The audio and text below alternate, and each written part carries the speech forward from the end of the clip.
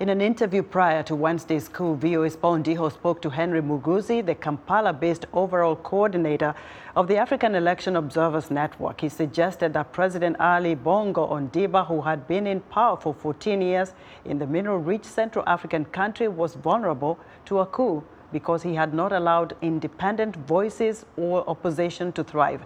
As a result of what was happening in West Africa, a coup was most likely to occur in Gabon. What's going on in Gabon is really concerning. If you look at the context in which this election is happening, you get to see that Africa has a lot to do.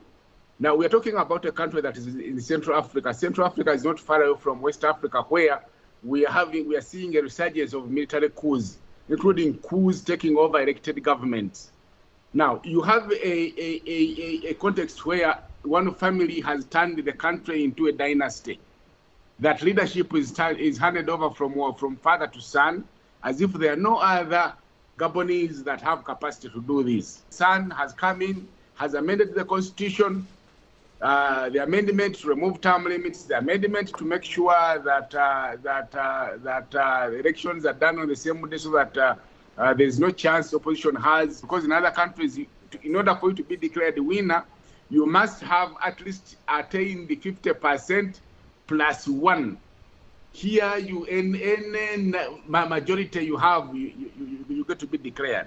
So it's really suppressing democracy in Africa, and it is also a kind of a recipe for electoral violence, but also for military coups. If I hear you correctly, you seem to suggest that with the advent of the internet in tandem with the social media, these leaders who are clinging on to power need to be very, very careful going forward, because what we have a wealth of information at our tips.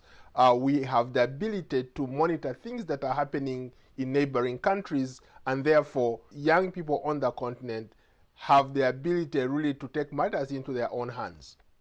Yes, you get that right. You know, I mean, if you see your neighbor doing something good, you want to try it. I mean, so the fact that with the social media and the internet, we are able to monitor what is happening in the world in real time.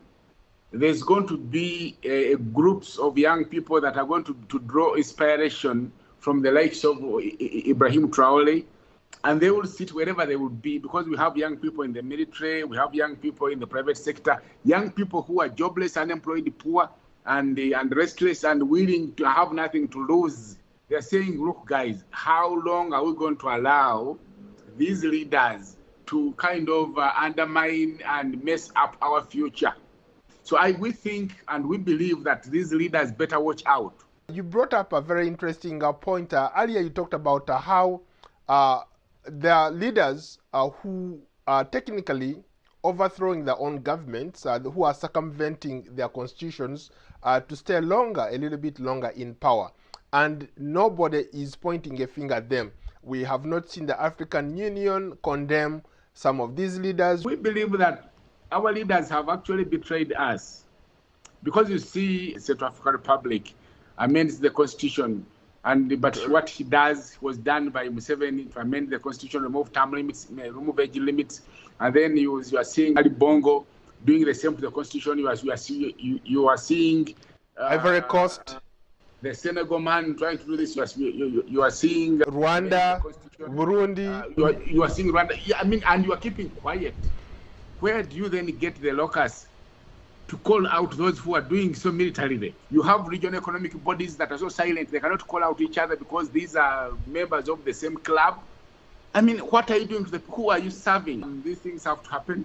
And the situation, the context in which we are operating actually is not a very interesting one at the moment, I'm afraid. That was Henry Muguzi, the Kampala-based overall coordinator of the African Election Observers Network.